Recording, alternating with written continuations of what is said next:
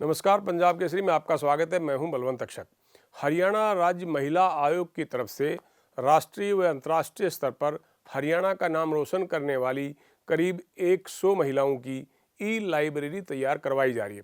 इसके साथ ही महिला आयोग ऐसी महिलाओं के लिए एक कॉफ़ी टेबल बुक भी तैयार करवा रही है।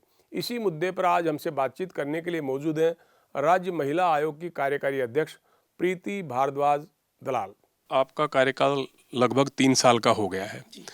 इस 3 साल के कार्यकाल में ऐसी कौन सी उपलब्धि है जो आप हमारे दर्शकों को बताना चाहेंगे? हमारे प्रदेश में इतनी महिलाएं हैं, हर एक महिला है जो इवन आपके यहाँ पे ऑफिस में है, बाहर आप देखिए सबके अंदर एक विशेषता है। 100 ऐसी महिलाएं जो कि हमारे प्रदेश ने जब से बना है और उनके बारे में हम जानते हैं, पहचानते हैं, कुछ को जानते हैं।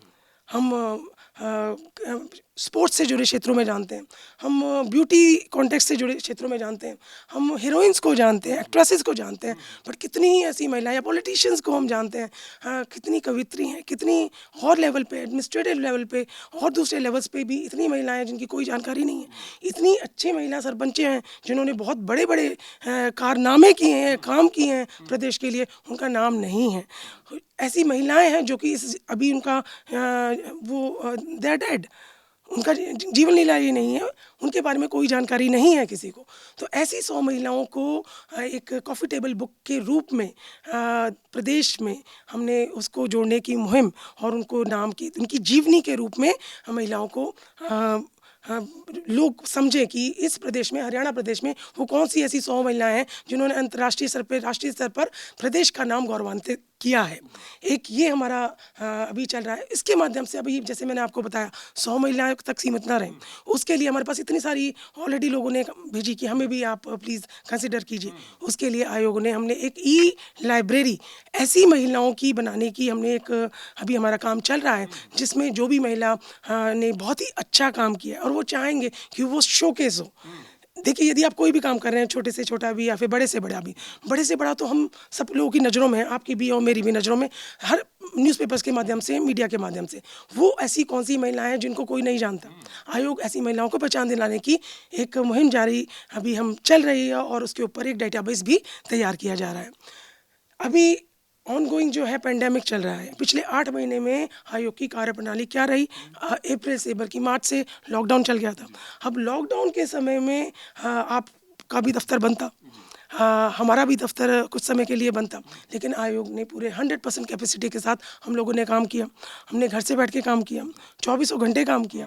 अब काम क्या किया ये इम्पोर्टेंट है जानना कि यहाँ पर एक हेल्पलाइंस हमने बनाई कि बच्चों में, महिलाओं में कि डोमेस्टिक वायलेंस की कंप्लेंट्स कुछ समय के लिए बढ़ गई।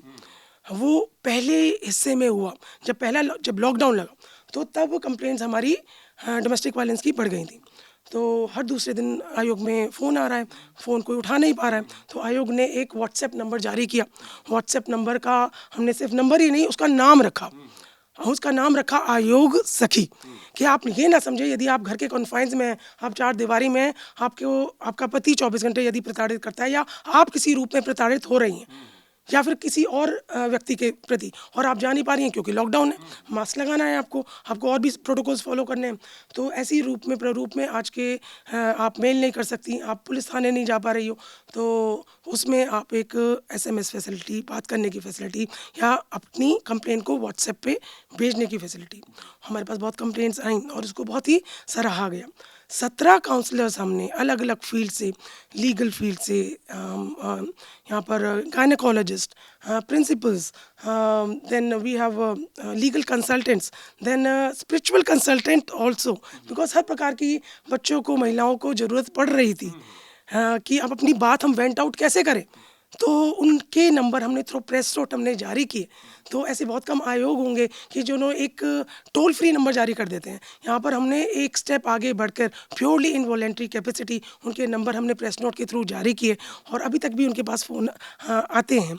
हमारा अभी इसके ऊपर एक वेबिनार हुआ, उन महिलाओं ने अपने एक्सपीरियंसेस शेयर किए और वो महिला केवल वॉलेंट्री कैपेसिटी में 9 महीने से आयोग के साथ जुड़ी ही नहीं हुई, एक भावनात्मक रूप के साथ, मतलब कि जिसको आप कहते हो कि, और वो महिलाएं नहीं हैं कि एक सिर्फ सामाजिक या फिर सोशली वो जुड़ी हुई हैं, वो महिलाएं वो हैं कि जो अपने फील्ड में एक्सेल कर रही हैं, वो आयोग के साथ जुड़ी हुई हैं। तो ये हमारे लिए बहुत गौरव की बात है, हमारे लिए अचीवमेंट की बात है कि ये हमने किया। क्या आप बताएंगी कि कोरोना काल में लॉकडाउन के दौरान महिलाओं के प्रति अपराधों की क्या स्थिति रही? क्राइम अगेंस्ट वुमेन कि लॉकडाउन के दूसरे हफ्ते तक क्या रहा, फिर 5वें हफ्ते तक क्या रहा, फिर उसके बाद अभी तक की क्या स्थिति रही, वो हमने तैयार करी। वो हमने अपनी रिकमेंडेशंस भी हैं, जिस जिस जिले वाइज हमने हर जिले में क्या क्या क्राइम अगेंस्ट ग्राफ क्या रहा, उनकी कार्रवाई क्या रही, पुलिस की क्या कार्रवाई रही और आयोग की क्या कार्रवाई रही, वो हमने राज्य सरकार को वो भी हमने शेयर करी हैं।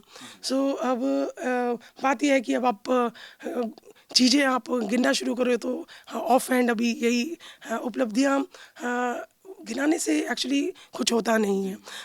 वो हमारी जनता के ऊपर है, हमारी बहनों के ऊपर है कि वो आयोग की सराहना करें और इसको अपना घर समझकर अपना एक हम पुलिस स्टेशन में जाते हैं और एक वर्दी को जब हम देखते हैं तो हमारे मन में वो डर निकाल कर हम वहाँ पर जाएं।